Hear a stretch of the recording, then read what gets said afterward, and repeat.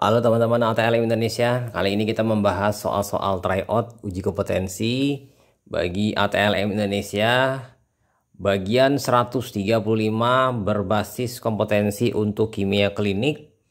Nah, kita bahas sebanyak 25 soal untuk kedalaman materi D3 atau D4 teknologi laboratorium medik. Oke, langsung saja kita bahas materinya satu persatu sebagai berikut. Ini soal nomor 1 ya. Jadi kita fokus ke materi analisis sperma dan urinalisis di akhir nanti. Yang di awal-awal inilah analisis sperma. Cara pengeluaran sperma yang paling dianjurkan, terbaik dan mudah dan representatif untuk bahan pemeriksaan adalah titik-titik. Yang A coitus interruptus, yang B coitus condomatosus, yang C vibrator, yang D masturbasi, atau yang E reflux pasca sanggama.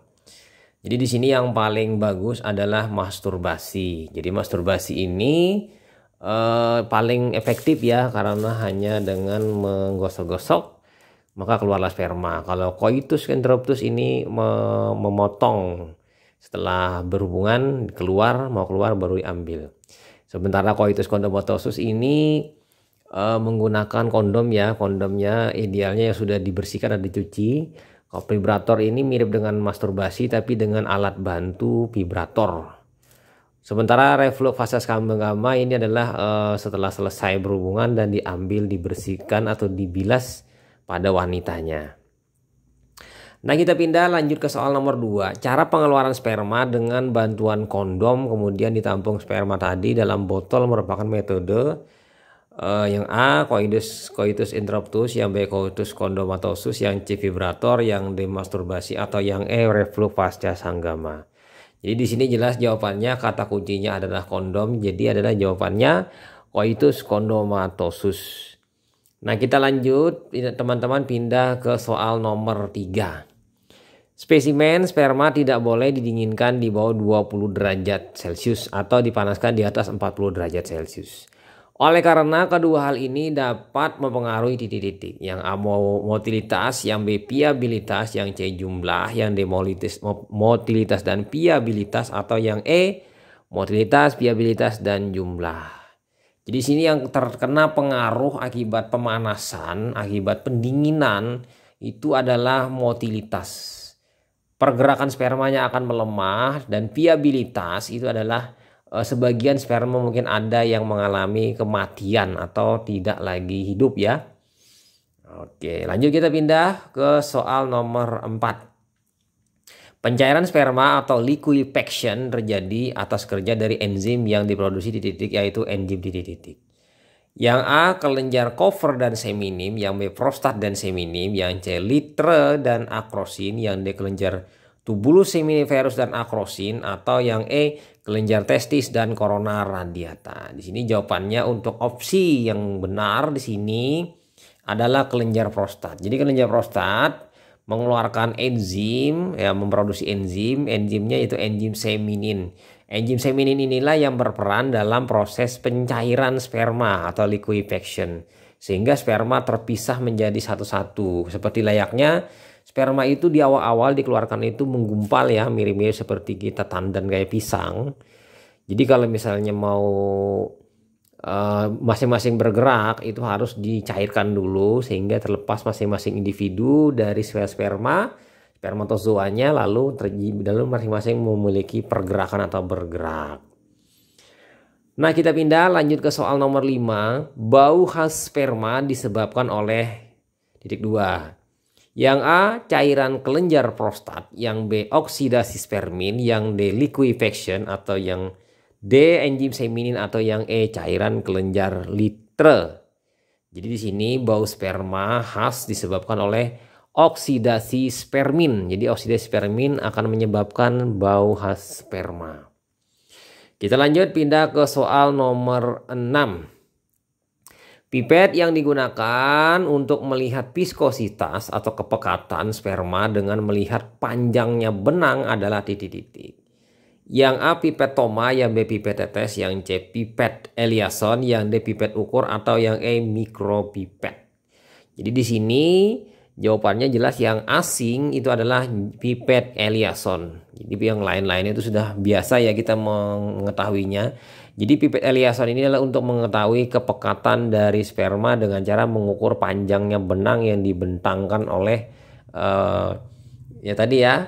Kita pindah lanjut ke soal nomor 6. Larutan pengencer sperma untuk hitung jumlah sperma menggunakan larutan natrium bikarbonat 5%. Fungsi daruratan ini adalah titik-titik.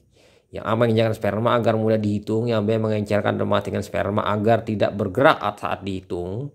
Kemudian yang C memberikan warna pada sperma saat dihitung, yang D menghambat pergerakan sperma agar tidak aktif bergerak saat dihitung, atau yang E membedakan antara sperma yang mati dan hidup saat dihitung. Jadi di sini larutan pengencer berisi natrium bikarbonat tujuannya adalah untuk yang B, mengencerkan dan mematikan sperma agar tidak bergerak saat dihitung. Nah, kita pindah lanjut ke soal selanjutnya, soal nomor 8. Pemeriksaan motilitas atau gerak sperma menggunakan lensa objektif mikroskop titik-titik. Yang A 4 kali, yang B 10 kali, yang C 40 kali, yang D 100 kali, atau yang E 100 kali dengan imersi. Jadi kita menggunakan cukup dengan lensa 40 kali. Itu sudah kita bagus untuk melihat motilitas dari spermatozoa. Nah, kita pindah lanjut ke soal nomor 9. Motilitas spermatozoa yang paling ideal dan normal adalah titik-titik. Yang A di atas 30% aktif, yang B di atas 40% aktif, yang C di atas 50% aktif, yang D di atas 60% aktif, atau yang E di atas 70% aktif. Jadi di sini teman-teman yang ideal itu adalah di atas dari 70% aktif, itu adalah yang ideal dan bagus. Nah, kita pindah lanjut ke soal nomor 10. Maksud pewarnaan iosin-nigrosin supravital staining sperma dimasukkan untuk melihat titik-titik. Yang A motilitas sperma, yang B viabilitas sperma, yang C jumlah sperma, yang D morfologi sperma, atau yang E viskositas sperma. Jadi jawabannya di sini yang tepat itu adalah viabilitas sperma. Jadi viabilitas ini pewarnaannya ciri khasnya pewarnaan dalam kondisi hidup, sehingga bisa membedakan di sini sperma yang hidup dan sperma yang mati. Karena tekniknya adalah iosin nigrosin. Jadi kalau misalnya berwarna merah dia berarti mati. Kalau tidak berwarna merah oranye berarti dia hidup, atau dia berwarna bening di antara background yang berwarna agak kegelapan karena penggunaan dari nigrosin. Nah, kita pindah lanjut ke soal nomor 11. Pemeriksaan morfologi sperma menggunakan metode hapusan dan diwarnai dengan pewarnaan Giemsa atau Reich. Pewarna ini termasuk dalam pewarnaan titik-titik. Yang A monokromatik, yang B polikromatik, yang C metakromatik, yang D diferensial, atau yang E supravital staining. Jadi jawabannya di sini Giemsa dan Reich itu adalah pewarnaan polikromatik. Kita tahu pewarnaan polikromatik adalah pewarnaan dengan mencampur beberapa zat warna, 2-3 zat warna, sehingga masing-masing memiliki khas-khas tersendiri terhadap komponen-komponen dari suatu sel nanti ya yang menyerap zat warna tersebut. Apakah nanti asam, basa, atau netral. Nah, kita pindah lanjut ke soal nomor 12. Karbohidrat yang paling khas dalam sperma adalah titik-titik dan diperiksa metodenya menggunakan kadar titik-titik. Yang A glukosa dan GOD-FAB, yang B fruktosamin dan GOD-FAB, yang C fruktosamin dan Selivanov, fruktosaminnya. Glukosa dan glukosa dan GOD-FAB, yang B fruktosa dan GOD-FAB. Kemudian C fruktosa dan Selivanov, yang D glukosa dan Love score, atau yang E glukosa dan heksokinase. Jadi di sini kalau karbohidrat yang khas itu adalah fruktosa ya, dan teknik pemeriksaannya dengan menggunakan teknik Selivanov. Kita pindah lanjut ke soal nomor 12. Bila semua spermatozoa tidak ada yang bergerak atau hidup, maka disebut titik-titik. Yang A azoospermia, yang B necrozospermia, maksudnya, yang C necrozospermia, yang D teratozospermia, atau yang E astenospermia. Jadi di sini kalau tidak ada yang mati berarti dia mengalami nekro, tapi karena di sini yang ditanyakan adalah bergeraknya, berarti nekrozo. Zo ini adalah spermanya yang bergeraknya, spermia. Jadi necrozospermia. Kalau nekrospermia itu adalah mati semuanya ya. Nah, kita pindah lanjut ke soal nomor 14. Pernyataan yang salah mengenai nilai normal sperma di bawah ini adalah titik-titik. Yang A jumlah 20-70 juta spermatozoa per mililiter ejakulat.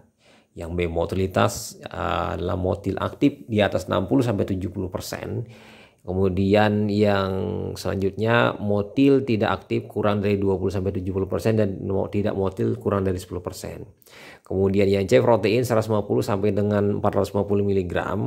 Kemudian yang D likuifaksi 15-20 menit. Kemudian yang E morfologi normal, yang normal morfologinya harus di atas 75%. Jadi di sini yang tidak atau yang tidak tepat adalah protein 150 sampai 450 mg per dl. Ini adalah kadar fruktosa ya, 150 sampai 400 mg per dl. Nah, kita pindah lanjut lagi ke soal nomor 15.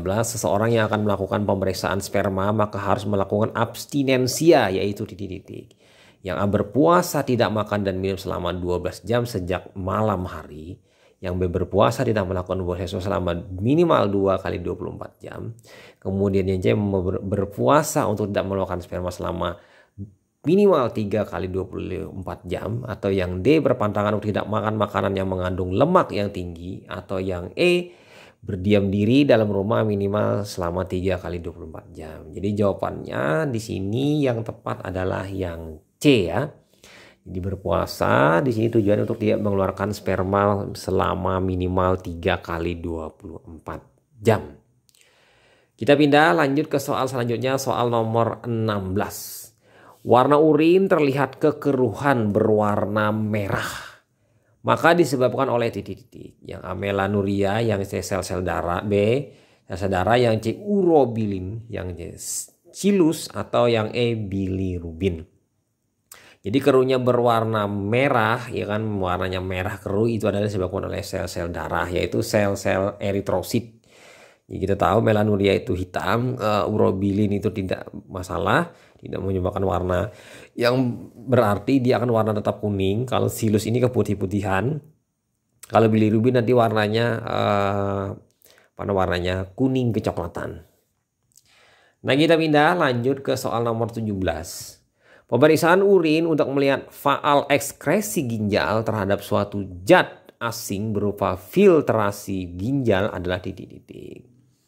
Yang A tes pemekatan, yang B tes pengenceran, yang C tes PSP, yang D urea kliren, atau yang E kreatinin kliren. Jadi jawabannya di sini yang tepat adalah tes PFC. Jadi PFC ini adalah benda asing yang dimasukkan ke tubuh, maka nanti akan terjadi proses ekskresi zat asing tadi ya, phenolphthalein. Jadi phenolphthalein ini akan diekskresi ke ginjal untuk melihat fungsi dari faal ekskresi ginjal terhadap benda asing. Dalam hal ini adalah phenolphthalein.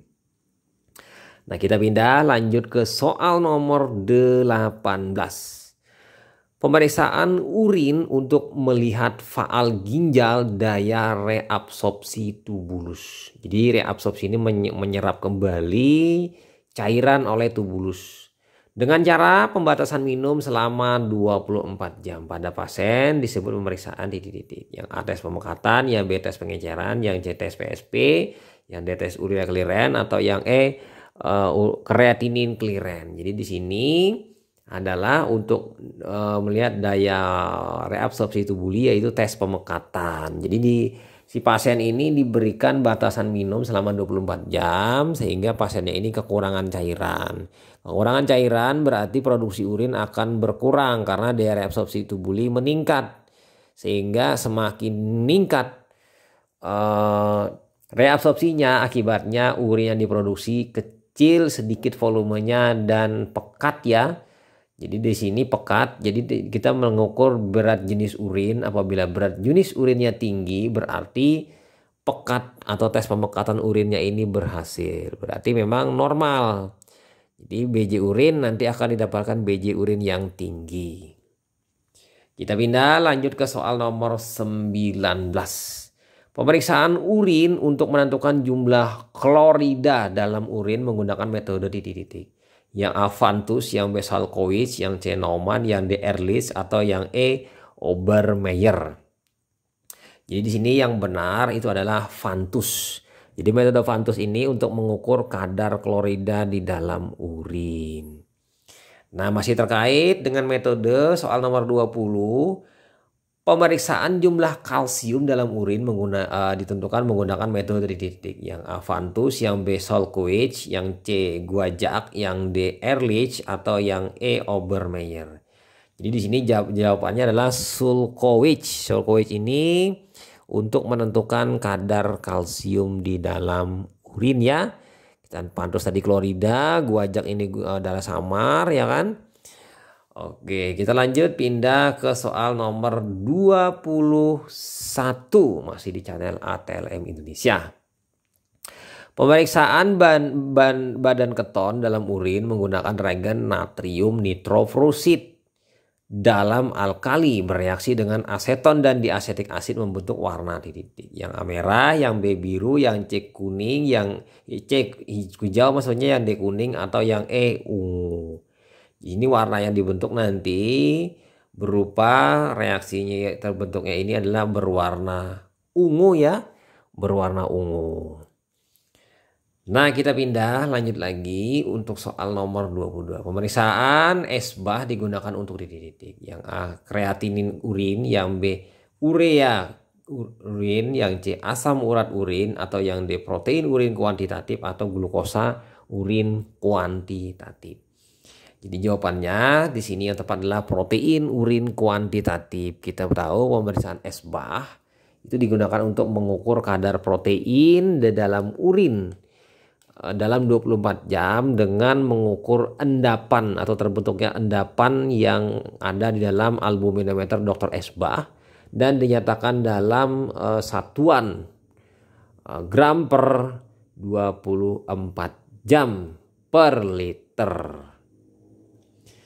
Lanjut kita pindah ke soal nomor 23. Hasil positif pemeriksaan darah samar metode benzidin basa ditunjukkan warna titik-titik. Yang A kuning, yang B merah, yang C hijau kebiruan, yang D orange, atau yang E coklat. Dia akan terbentuk nanti warna hijau kebiruan. Jadi hijau ini positif 1, nanti kalau sudah hijau kebiruan nanti positif 2, nanti kalau yang positif 3 itu adalah warnanya sudah biru. Positif 4 birunya tua. Sementara untuk negatif tetap tidak ada perubahan warna. Nah, kita pindah lanjut ke soal nomor 24. Pemeriksaan urin untuk menentukan adanya badan keton atau keton bodies menggunakan metode titik-titik. Yang A Wallace Diamond, yang B Schlesinger, yang C Rothera, yang D Harrison, atau yang E Vantus. Kalau benda keton ini ya jelas kita harus menggunakan metode Rothera. Jadi Rothera ini tadi sudah kita bahas, yaitu benda keton di sini natrium nitrofrusit dalam suasana alkali dan amoniak kan akan terbentuk warna ungu ya. Nah, kita pindah lanjut ke soal nomor 25. Ini soal terakhir. Pemeriksaan adanya urobilinogen menggunakan metode reaksi Wallace-Diamond berdasarkan reaksi azo membentuk warna titik-titik. Yang A hijau fluoresen, yang B merah bata, yang C merah anggur, yang D hijau, atau yang E putih keruh. Jadi di sini untuk nomor 25 jawabannya yang tepat itu adalah apa kira-kira? Warnanya merah anggur ya. Warna merah anggur. Reaksi tadi antara urobilinogen dengan reagen azo dari Wallace-Diamond, yaitu menggunakan reagen Ehrlich ya, para dimetil aminobenzaldehyde. Oke, itu saja teman-teman, sebanyak 25 soal yang kita bahas kali ini. Jangan lupa subscribe, nantikan soal lain-lainnya. Semoga bermanfaat dan barokah yang kita bahas kali ini. Selamat belajar, salam kompetensi, dan saya doakan teman-teman mendapatkan nilai yang tertinggi dan lulus dengan baik ya. Semoga teman-teman sukses selalu dan jagalah kesehatan. Oke, itu saja teman-teman, sampai jumpa. Bye.